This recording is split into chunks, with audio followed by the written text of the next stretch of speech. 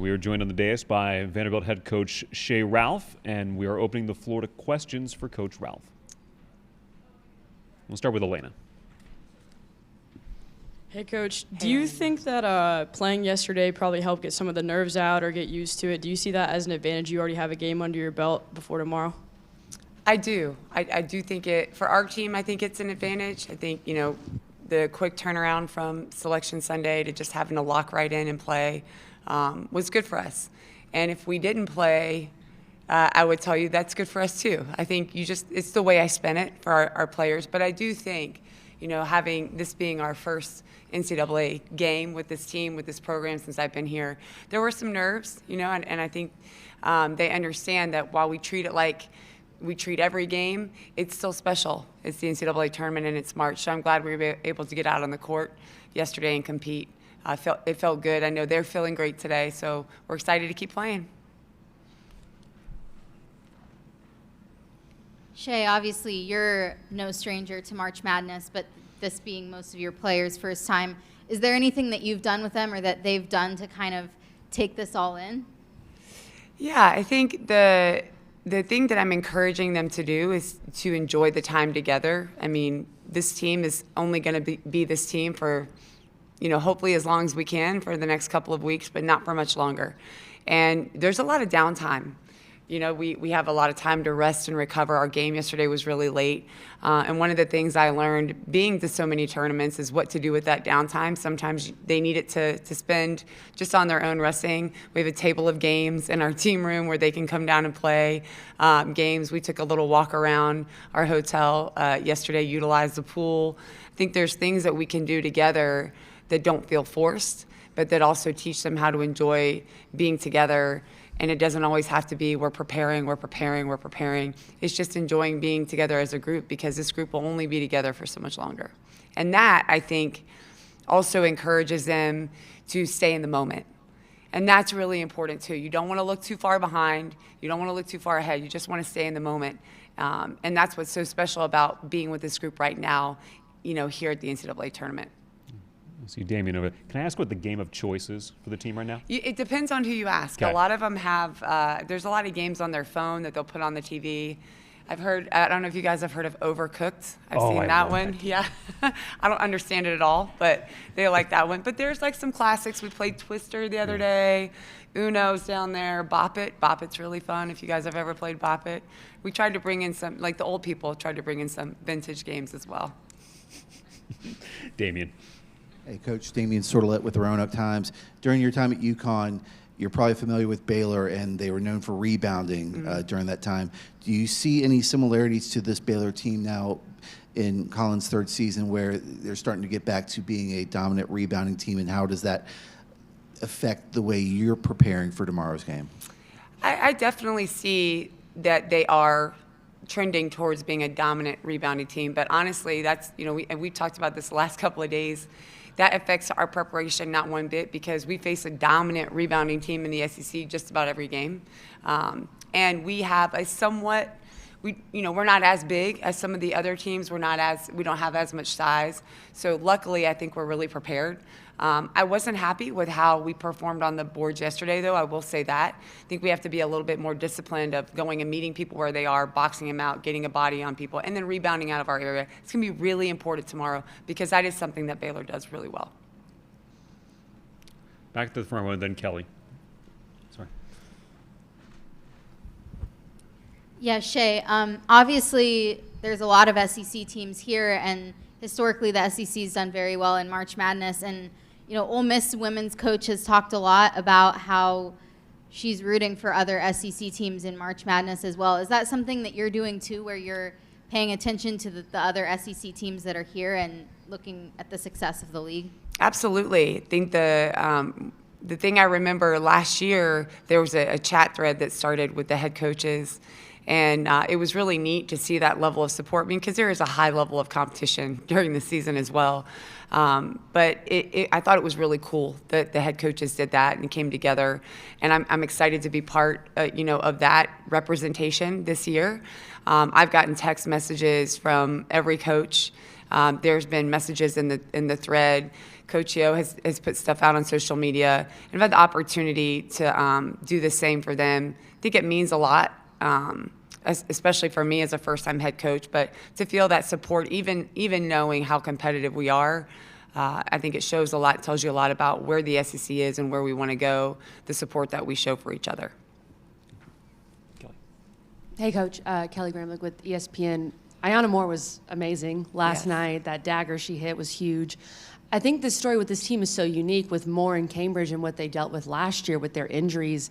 Can you shed a little more light on maybe how they rehabbed? Did they lean on each other a lot during that process with the rehab, having those injuries and then coming back? And I commented with Moore, like it's very rare you see a player come back and look better than she was pre-injury. So can you just talk more about that? Certainly. I think there's been a couple of things that we've done in-house and like videos showing how their injuries were very close together, like within a couple weeks of each other. Their surgeries were different, but again, the process was kind of similar because they were on that timeline together.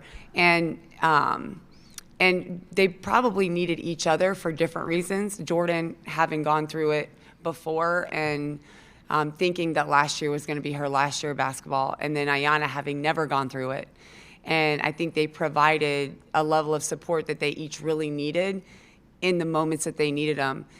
And that's not something you can really fabricate for a kid going through rehab. I mean, I rehabbed 5 ACLs, but they don't know that. They weren't even alive when I had my last injury, you know? So, like, it's so different now. And when you have a partner to go through that with, you know, some days Jordan has a bad day and Ayanna's able to lift her up and vice versa other days, that you develop a deep bond. And you can see that they pushed each other when they needed to be pushed. And there's not sometimes a way for a coach or a trainer to do that. Sometimes it has to be a teammate. And I'm so happy for them because they're both enjoying things that they've never had before. This being Jordan's first and last NCAA tournament because it's her last year of basketball. And Ayanna's becoming the player that I think she's always dreamed that she would become. And probably a lot quicker after her injury, because I think there were definitely moments I've had them myself when I injured my knee that you're not even sure if you're going to be able to play again. So being in this moment now for them and watching them enjoy it and have so much success is, for me, I mean, this is why we do what we do. It's hard and there's lots of challenging moments, but watching my team now realize some of their dreams, both individually and as a group, makes this one of the most rewarding years I've ever had as a coach. Well, and just to clarify, you tore your ACL 5 times? I did. Oh, my. Yeah, I did. I did. I know, that tells you how stubborn I am, huh? Yeah. I was determined to play. Let's go Jay and then back to the Yeah, I would have been done after one, Coach. Yeah. So Well, I told Ayanna Moore I wasn't an All-American until after my second one. So there you go. that's incredible. You just talked about enjoying the moment. I'm curious, is it different for the players versus the head coach? Like, how quickly do you have to turn the page to Baylor? Probably when you're done with the handshake line, whereas you do want the players to enjoy a win in the NCAA tournament, or do you want them turning the page just as quickly? I want them to turn the page, but not too quickly. You know, last night was about enjoying the win and celebrating for them. And for us as well, but we had already, you know, like you said, as coaches, we had already turned the page. And one of the things that I understand about my position is it's not about me. So it's not. And I had my time as a player.